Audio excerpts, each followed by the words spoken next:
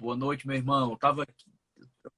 Eu estava aqui falando para as pessoas quem era o Ricardo, né? Ricardo Lotif é um amigo querido, para começar a conversa, é fisioterapeuta, grande profissional e além de ser presidente do nosso Conselho Regional de Fisioterapia e Terapia Ocupacional da Regional 6, né, que envolve o Ceará e outros estados, que já é uma tarefa importante, o Ricardo tem experiência em saúde pública, né? O Ricardo já coordenou, já dirigiu policlínica, dirige posto de saúde, então entende bem do momento que a gente está vivendo, além de ter contato com dezenas ou centenas de fisioterapeutas que estão em linha de frente nesse momento. Então, a nossa ideia, Ricardo, a gente está aqui, hoje a gente tem muitos, né? A gente convidei muitos fisioterapeutas e terapeutas ocupacionais para assistirem a nossa live, para a gente conversar, e aí já deixo também para quem está entrando, né? Acabou de entrar aqui o Flavinho Feitosa, né? Foi meu professor, meu amigo, é primo da minha esposa, é alguém muito querido. Então, um abraço aí, doutor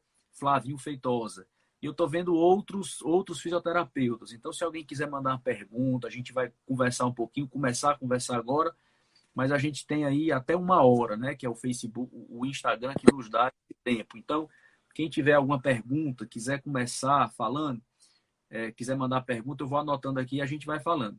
Ricardo, primeiro você se apresenta, mas já queria começar perguntando assim, é para você explicar para as pessoas que estão ouvindo, qual a importância do fisioterapeuta nesse momento? Qual a importância do fisioterapeuta no tratamento de doenças, né, patologias do trato respiratório? Tá? Essa é uma pergunta para a gente, é introdutória, né, para a gente bater o centro. Tá bom? Passo aí a palavra, meu irmão, e muito obrigado pela disponibilidade. Sei que você é super ocupado. Muito obrigado por participar comigo essa noite. Eu que agradeço. Tá ouvindo bem? Tá ouvindo tranquilo aí? Ótimo, tá ótimo. Pronto.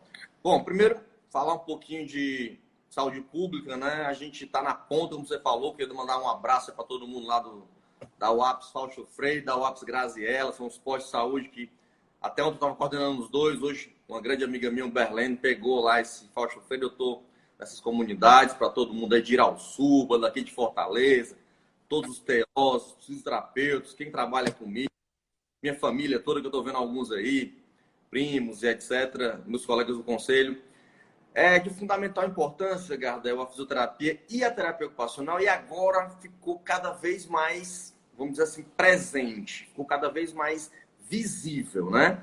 A gente está vendo aí a quantidade de apelos, muitas vezes se fala muito em médico, fisioterapeuta, enfermeiro, esquece a terapia ocupacional, que eu vou falar também a importância que vai ter o papel da terapia ocupacional nesse momento, que é importantíssimo, principalmente na saúde mental, né? Eu que estou na linha de frente no posto de saúde e também minha esposa está no hospital, que é o Hospital das Clínicas.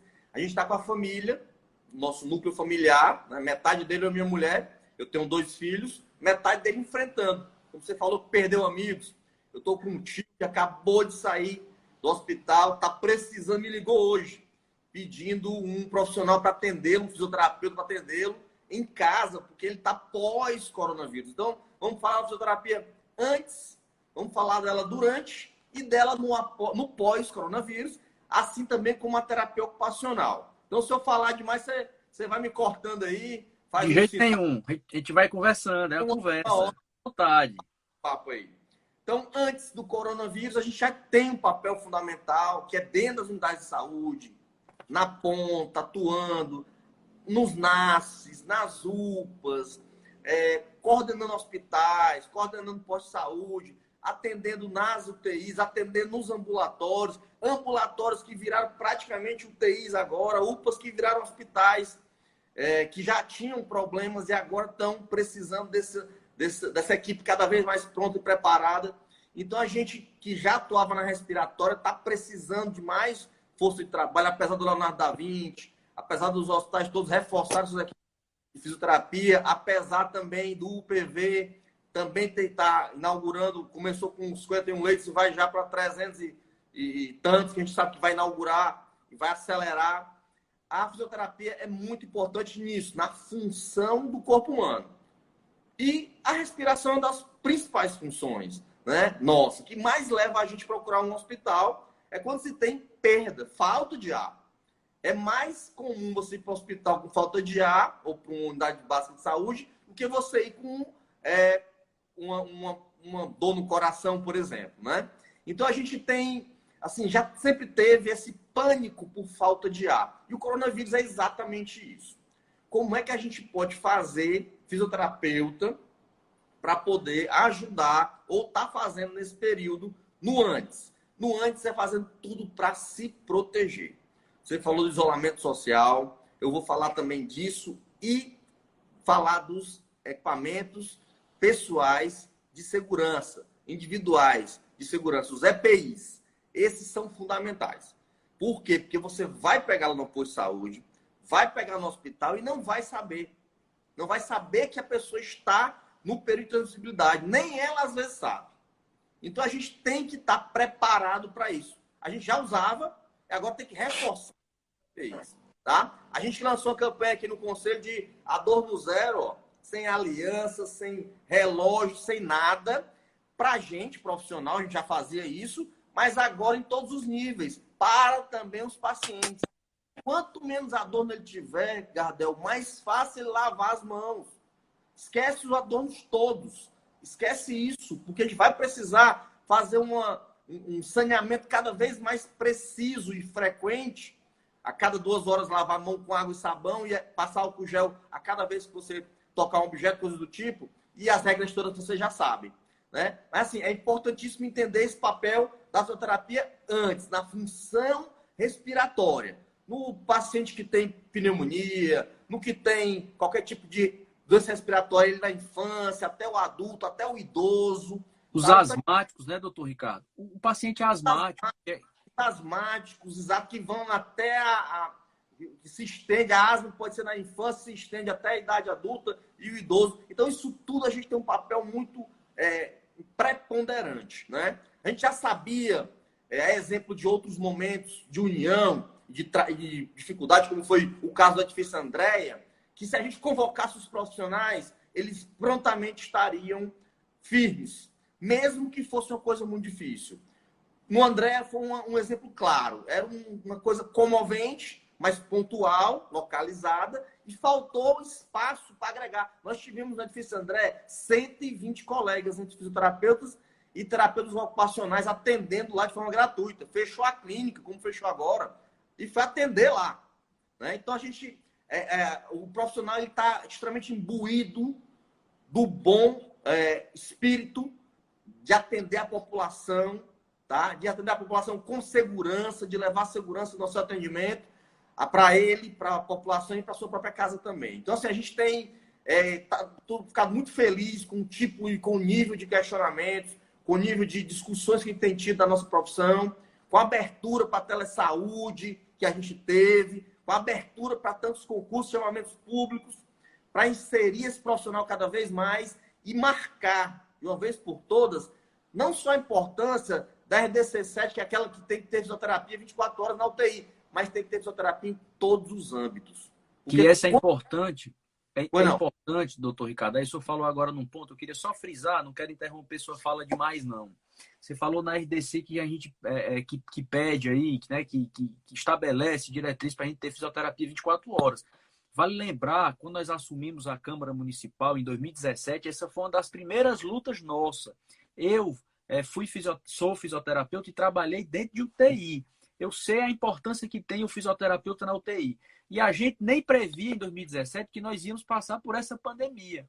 Então, já desde aquele momento, nós forçamos a barra, construímos uma ideia lá no Frotino Antônio Bezerra, construímos a ideia dentro do IJF, com muita dificuldade, se acompanhou, um problema de profissionais, com dificuldade para cobrir escala, porque, né, a gente tinha que forçar a barra com a direção do hospital, com a Secretaria de Saúde, mas a gente foi conseguindo. E a gente teve, aí você falou do concurso também, e agora a gente teve que estar aí o IJF2, teve que chamar todo mundo, os profissionais agora, né? Até a Georgiane já falou aqui, né?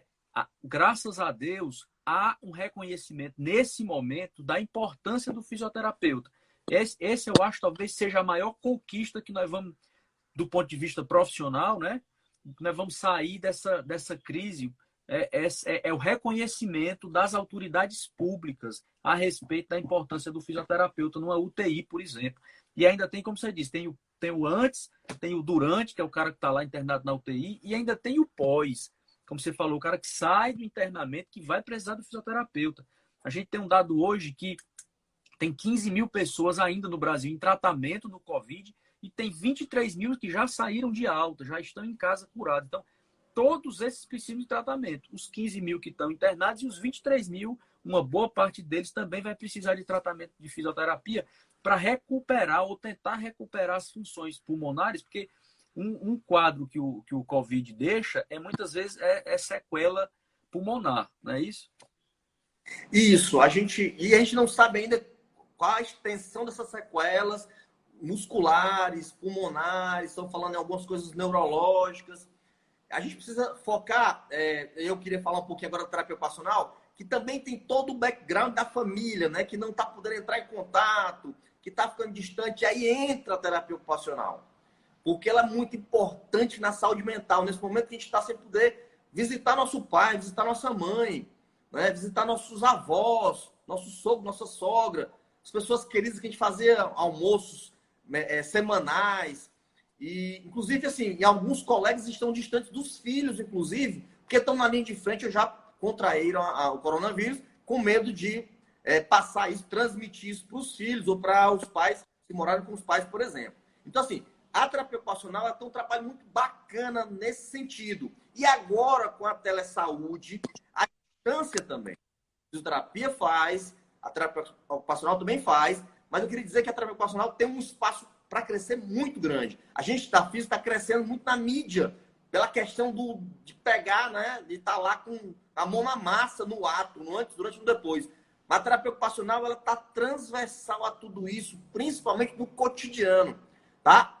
Como a própria, o Conselho Federal falou, existe uma forma de você entrar em contato com o paciente, de ajudar ele no ambiente que ele está, no trabalho, na UTI, existe. E também o próprio terapeuta, com o TO, os dois se ajudando, cuidando ambos da saúde mental e também em casa, organizando o cotidiano. Aqui no Conselho, a terapia ocupacional fez vídeos, diversos vídeos, para poder ajudar aos que estão com coronavírus em casa, aos que estão com coronavírus ou sem mesmo em casa de quarentena, ou em casa confinados, como a gente está agora, né, isolamento social, como se chama, e que isso afeta a nossa saúde mental de forma importantíssima. E só se sabe quando se passa, né? Você vê um depoimento de um de outro que contrai a doença, que não pode entrar em contato com ninguém enquanto está na UTI. E quem vai fazer esse canal muitas vezes é o fisioterapeuta. Então, assim, ou o terapeuta ocupacional. Esse cotidiano, como eu estava falando da terapia ocupacional, é muito difícil. Então, a gente tem um serviço hoje no Conselho de terapia ocupacional para consultoria para colegas e também para a população. E de fisioterapia também, que se chama teleconsultoria. Então, o Conselho está funcionando pelo portal 24 horas, tá? E presencialmente terças e quintas. Com relação à questão da consulta de fisioterapia, aí muda um pouco, né? Dá para fazer fisioterapia? Não dá para fazer por telefone, é evidente. Mas você tem que organizar. Eu conheço colegas que me perguntaram, Ricardo, eu posso cobrar por uma consulta por telefone? Você, nesse momento, pode ter uma resolução permitindo, tá? Você pode cobrar, você não deve cobrar mais do valor que se cobra normalmente, para não se aproveitar da pandemia. Mas você tem que cobrar, deve cobrar, pode cobrar, sem nenhum problema, tá? E que você vai fazer isso por telefone até onde der. Eu posso atender meu paciente lá na casa dele, se não ferir risco, pode. Então, eu tô falando aí do antes, né? Tem colegas que foram atender, daí sem máscara na época, infelizmente, sem saber ainda, não tinha chegado aqui essa informação, contraíram. Hoje eu liguei para uma amiga minha para atender meu tio, ela disse, eu tô com coronavírus. Ela tinha me ligado para fazer o teste, aquela coisa toda, e ela não pôde atender porque contraiu o coronavírus antes da pandemia ter ficado assim em casa, né? Na casa do paciente. Esse ponto é muito importante, sabe, doutor Ricardo? É importante até a gente fazer essa fala. Tem muito fisioterapeuta nos ouvindo aqui. Eu imagino que nesse momento, nós, fisioterapeutas, manter os nossos pacientes, continuar atendendo, inclusive atendendo pacientes que estão saindo de alta dos hospitais. O fisioterapeuta ir lá fazer um atendimento domiciliar, eu imagino que seja muito positivo. Acho que é muito importante. Porém, a gente tem que estar, né, bem Exato. protegido, né? Tem que cuidar da saúde, tem que ter todos os EPIs necessários, porque eu sei que tem muita gente que faz atendimento domiciliar. Tem um grupo enorme, né? Um home care, que a gente chama o nome mais bonito, né? Tem muito fisioterapeuta que faz esse trabalho e muitos estão me ligando. Olha, está proibido fazer, eu posso continuar atendendo? Olha, você pode continuar atendendo, não tem nenhuma restrição, né? Nem pelo governo federal, nem pelo governo estadual. Todo mundo está livre para fazer esse atendimento, é um serviço de saúde. Agora, a gente tem que lembrar que a gente tem que se proteger, principalmente porque às vezes a gente sai para atender um paciente e na sequência vai atender um outro paciente, então tem que ter o devido cuidado até para não se contaminar e não contaminar os pacientes sequentes que a gente vai atender, né? Isso é igual na UTI, né? Não cruzar as faunas e as floras, né, dos locais. Mas aí, voltando, no meio do processo todo, existe a tendência do paciente, ou ele está indo para o hospital, unidade básica de saúde, ou para uma UPA, testar ou não testar, mas está com sintomas e ir para casa. E aí, atende ou não atende, como é que é?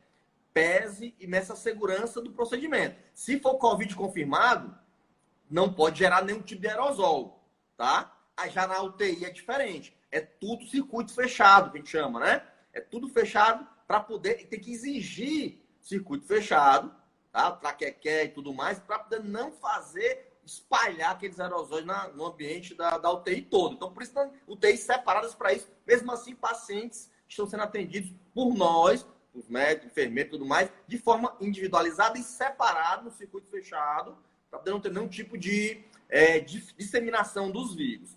Agora sim. Doutor Ricardo, Oi. a gente, desculpa interromper, mas está chegando as perguntas aqui. Como é que está o feedback dos profissionais com relação a tudo isso?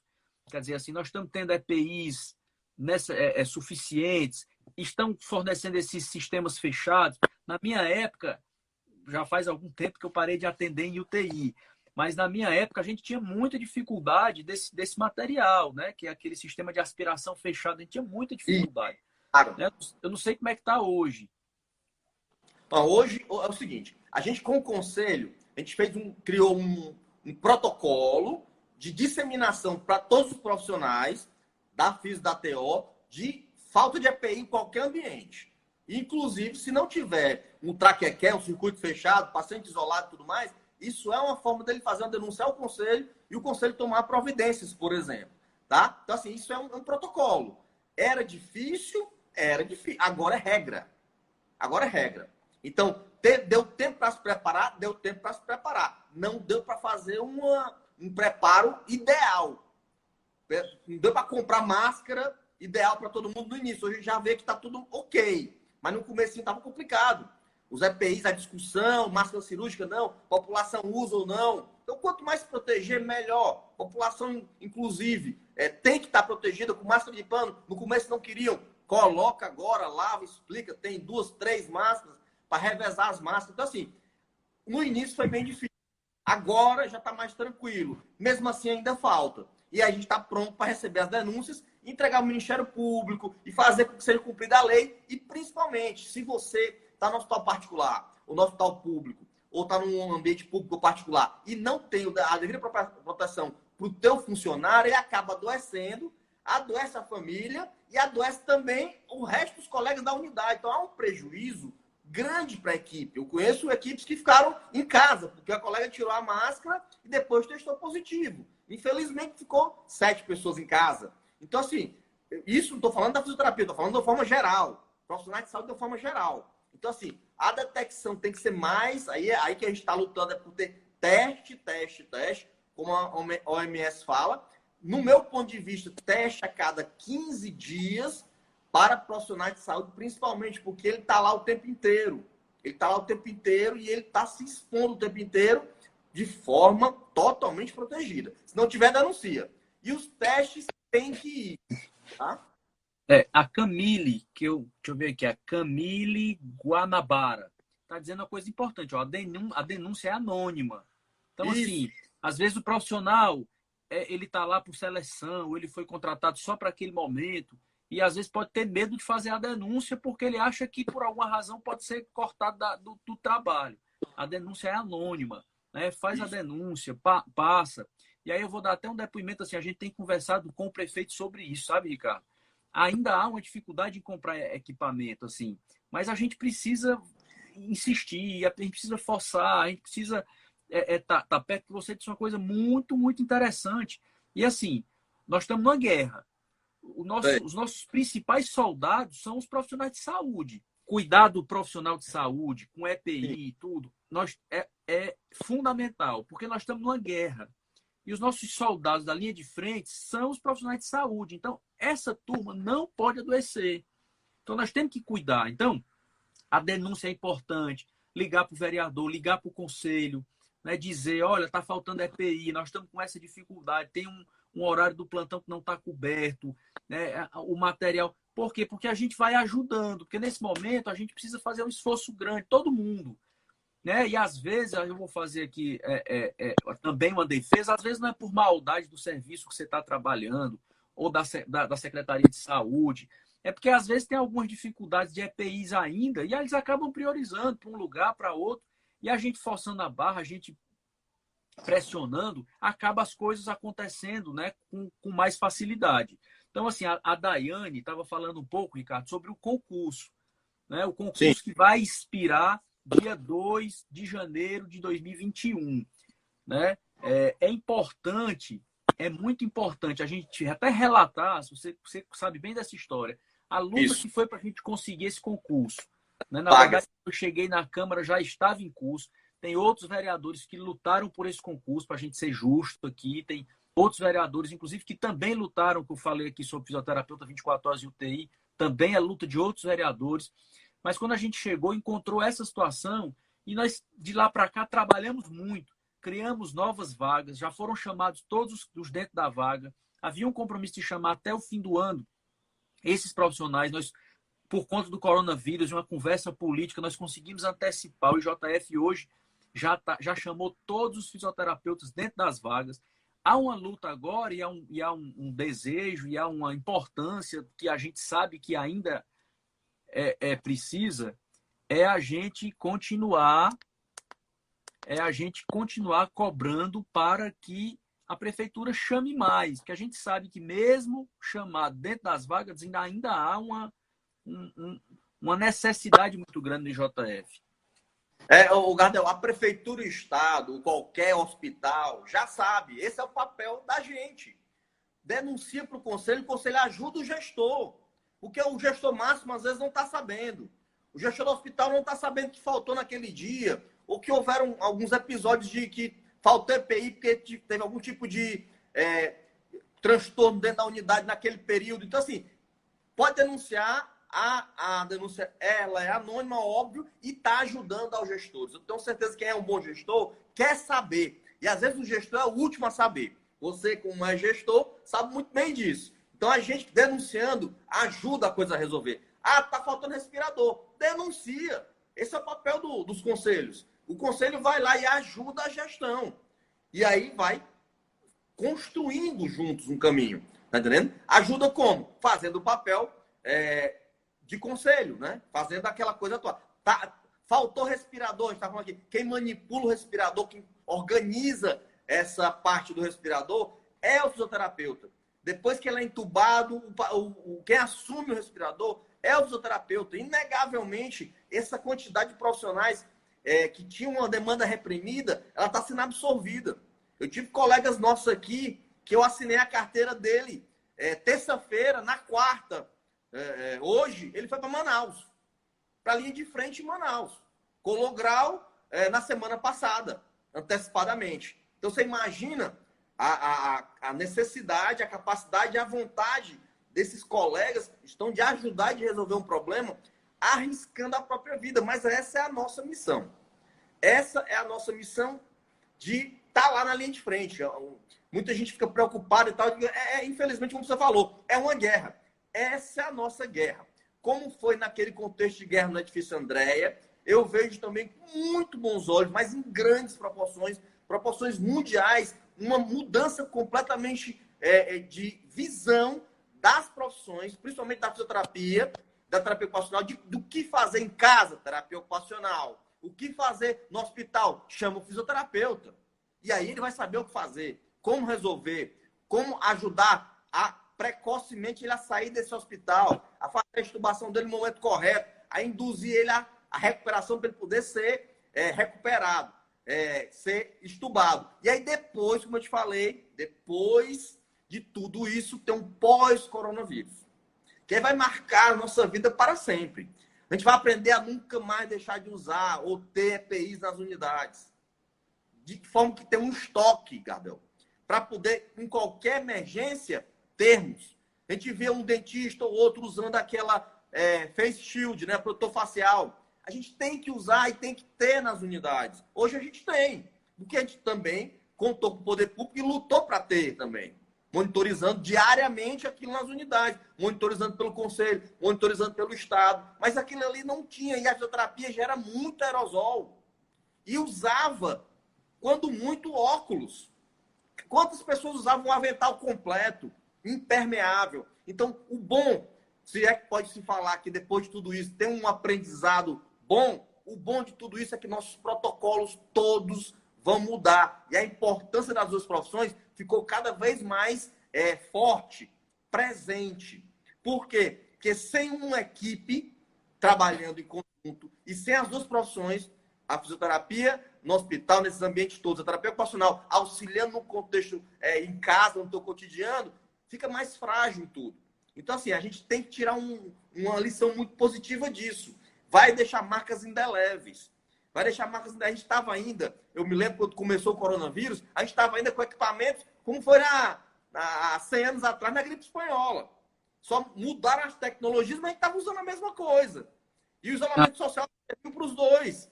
E agora não. Tem que haver, eu lembro que no início, a Coreia, o Japão, a China tratando com macacão completo. E a gente não tinha nem para o SAMU. E hoje em dia vai ter que ter sempre.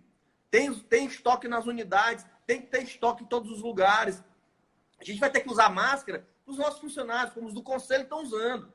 É uma reeducação de todo um contexto, tá entendendo? Respiratório, que já tinha lá na China, no Japão, já usavam máscara e tudo mais. Porque tem isso de vez em quando, H1N1, ou gripe do porco, essas gripe do frango, vamos ser simples para a população poder entender e estar ouvindo, nos assistindo aqui. Mas isso tudo acontece. Agora, infelizmente, houve uma disseminação muito rápida, né? Característica de um vírus potente como esse. E aí, se não fechou logo o país, disseminou para o mundo todo por via aeroviária, né? Por avião.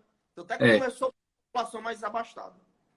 Deixa eu falar um pouquinho aqui. Eu já tinha falado sobre o concurso do JF, Ricardo. Você tem muita informação. Acho que foi nessa hora que nós perdemos a comunicação. Algumas pessoas estão falando, não só para fisioterapeutas.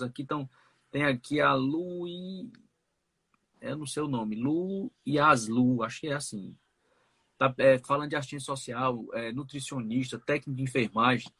Dizer aqui para todo mundo, assim, primeiro, esse concurso, né, ele já vem de uma luta anterior, luta longa, né? Para conseguir um negócio desse é uma novela comprida, né, Ricardo? Você acompanhou bem. Muitos capítulos.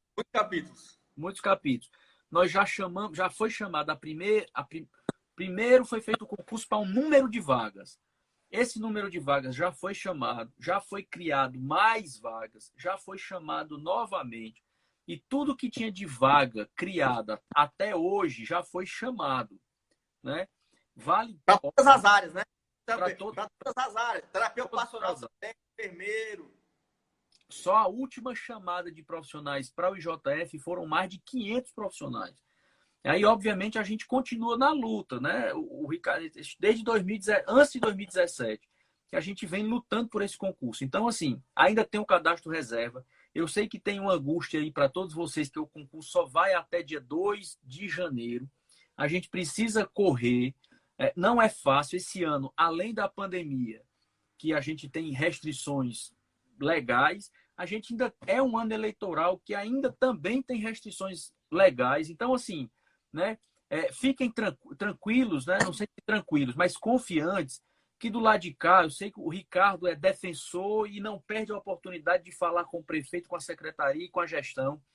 eu sou defensor, eu sou fisioterapeuta, meu mandato vai terminar de vereador. No dia que eu não for mais vereador, eu vou voltar, eu vou continuar sendo fisioterapeuta, vou voltar a atender. Então, isso para mim é muito importante. E para ser justo, tem outros vereadores que também lutam por esse cadastro. Eu sei, tem gente dizendo, vereador, mas o problema é que às vezes a prefeitura contrata RPA. Eu entendo que esse é um problema sério que a gente tem que enfrentar, RPA. Por outro lado também, eu entendo que a gestão contrata, porque imagina que num tempo como esse de pandemia, em pouco tempo, eles podem, assim, é um serviço provisório, digamos assim, embora nós saibamos que ainda tem muita carência no IJF. Então, se chamasse mais 50 fisioterapeutas para o IJF, a gente ia ter trabalho para todo mundo, sem nenhuma dúvida. Tem até um estudo que o pessoal do IJF fez, que, se não me falha a memória, são 119, se não me falha a memória, a carência total. A gente mandou um para lá também de físio de TO, para todos os hospitais públicos e particulares. Pois é, então assim, é uma luta. É uma luta. Como eu estou dizendo aqui, nós estamos em 2020, esse negócio desde 2015 ou 2016 que vem rolando e a gente forçando e batalhando para a gente conseguir. Mas, Ricardo, para finalizar, eu queria que você para finalizar assim, né? Uma última. Eu queria que você relatasse um pouquinho como é que está o sentimento dos fisioterapeutas que estão trabalhando dentro, principalmente dos hospitais de terciários, os grandes, onde o abacaxi é grande mesmo, né? Porque eu tenho recebido muitos, eu estou em grupos aqui, e são depoimentos que assim, o coração fica bem apertadinho, né? De gente chegando, gente em corredor.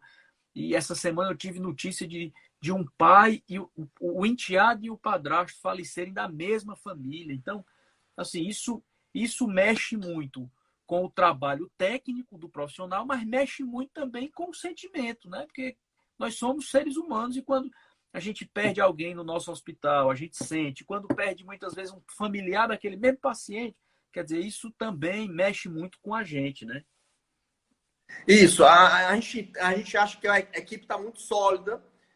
A gente lutava muito e luta por fisioterapia 24 horas por esses motivos, porque sabe que qualquer desequilíbrio vai gerar uma sobrecarga, então precisa realmente. A terapia ocupacional agregando esse pessoal, esses profissionais todos. Mas assim, o espírito hoje é de muita solidariedade entre si, entre os profissionais. A gente vê realmente o esforço de profissionais que estão recém-formados, que já são antigos, se dedicando por uma causa, no momento, como você falou mesmo, de guerra, de pandemia, que a gente, no código de ética, no nosso juramento profissional, já se preparava para isso, mas nunca imaginava que fosse acontecer dentro do nosso período de trabalho, de gestão ou de vivência. Mas o espírito é de irmandade. Graças a Deus, quando precisa do outro, chama o outro, trabalha em conjunto. Eu recebi vários depoimentos aqui de enfermeiros, agradecendo aos fisioterapeutas pela atuação, médicos agradecendo à fisioterapia pela atuação, fisioterapeuta agradecendo ao enfermeiro, então ao médico, ao terapeuta ocupacional pela atuação dentro do hospital. Então, assim, eu acho que isso agregou muito, fez a equipe de saúde ficar mais visível. Antes aparecia um ou outro profissional, uma ou outra pessoa que era importante lá, às vezes muito sobrecarregada. Eu vou dar só um depoimento, um certo hospital particular, quando se disse fisioterapia agora 24 horas e tal, depois de tanta luta, a equipe inteira vibrou, médicos, enfermeiros, evidentemente, as chefias de fisioterapia e terapia ocupacional, que já esperavam por isso e pela contingência, pelo problema de dinheiro, de recursos, que a pandemia afasta, né? Lei de responsabilidade fiscal, não precisa mais ser cumprida agora por enquanto, então contrata. Tá? Muda de RPA para contratar, faz concurso, faz seleção. O hospital, por exemplo, o Hospital das Clínicas, a EBSE está chamando agora, não publicou, já estamos pressionando para publicar. Por quê? Precisa de profissional, chamar todo mundo. Chamou o médico, chamou o enfermeiro, chamou o técnico e não chamou o fisioterapeuta por quê? Tá entendendo? Então precisa, porque essa equipe vai ficar desfalcada. E esse poder de resolver o problema com o fisioterapeuta, ele diminui se não tiver lá dentro. Então tem que ter uma equipe completa, minimamente. A gente fala do PSF, né? Médico, enfermeiro, técnico de enfermagem, ACS, dentista. A equipe de hospital agora, enfermeiro, técnico de enfermagem, médico, fisioterapeuta, não existe se não for assim. Deveria estar lá, não só 24 horas, mas ter um número mais escalonado para emergências, para problemas desse tipo. Porque a gente está prevendo aí que vai mudar nossa educação, de forma geral, de como lidar com essas questões respiratórias. Mas vamos pensar em outros problemas, de uma forma geral, que possam levar a internações. Então tem que ter uma equipe mesmo. Quando tiver um problema, chamar rapidamente. E olha, eu sou da época que construíram 22 policlínicas no estado. Não tinha. Eu sou da época que construíram 3 hospitais de grande porte, que ampliaram os hospitais do município, que ampliaram os leitos dos hospitais do estado. Imagina esse estado sem esses equipamentos. Imagina esse estado... Os NASF da Prefeitura de Fortaleza, que foi uma luta nossa, 2017, nós conversamos com o prefeito, possamos a barra, e foi reorganizar 30 equipes de NASF, né? E por que não ter fisioterapeuta dentro do PSF também, para ajudar lá na ponta? Como tinha na minha época que eu era estudante. Tinha fisioterapeuta, inclusive era muito ligada ao aparelho de nebulização respiratória para as crianças. Entendeu? E aí perdeu-se ao longo do tempo, essa atenção secundária. Aí tem aquela discussão. Imagina se não tivesse tido tudo isso. Esses avanços, a quantidade de profissionais que foram formados, essa força de trabalho qualificada, né? Se não tivesse tido tudo isso, amigo, nós estávamos muito, muito difíceis. Nosso estado, ele talvez seja um dos que mais tem casos, que mais encontra, detecta e consegue dar um encaminhamento para isso. Tem estado que não tem para onde ir, que já colapsou. Tá entendendo? Então a gente pensa num país que não tem SUS, como os Estados Unidos, por exemplo. Então eu me lembro que minha mãe está aí me assistindo, o meu irmão ligou para ela, preocupado com a gente aqui. Eu digo, pelo amor de Deus, eu estou preocupado com ele lá. Lá não tem SUS. E aí eu falei que iam ter muito mais mortes que na China.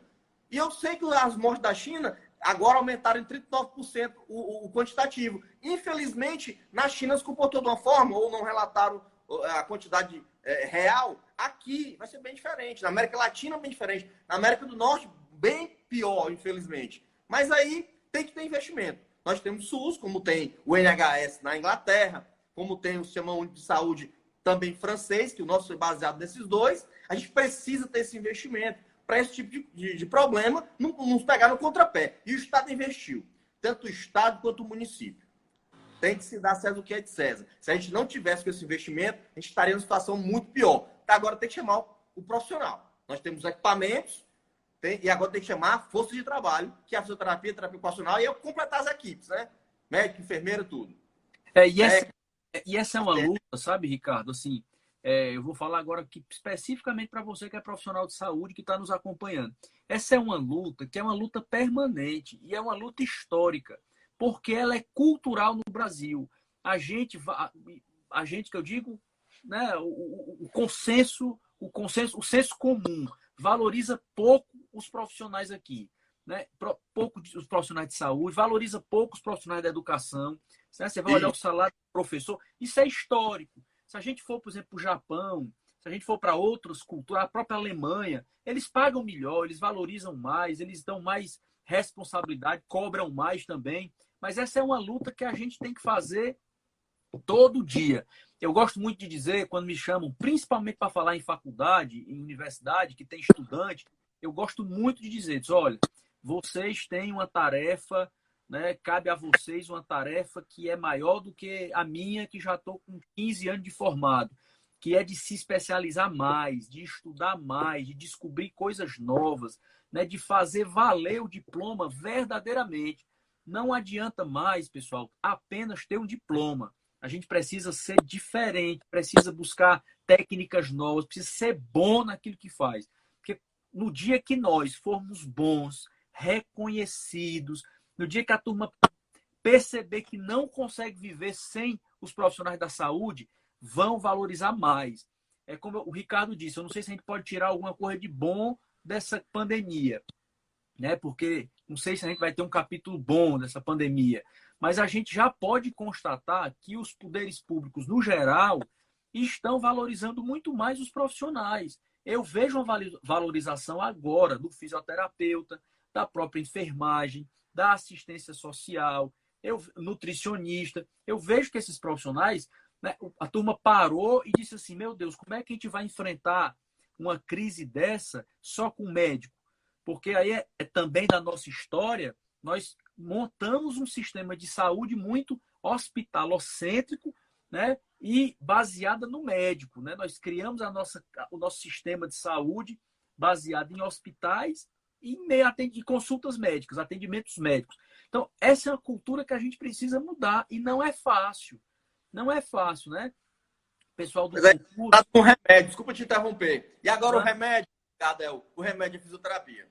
Pois Se é. puder, aí, centrado no remédio, centrado num tipo de profissional, e agora todo mundo está aí vendo, e aí a gente está nessa live, eu queria agradecer a você, minha bateria deve estar acabando aqui, e o remédio agora é profissional.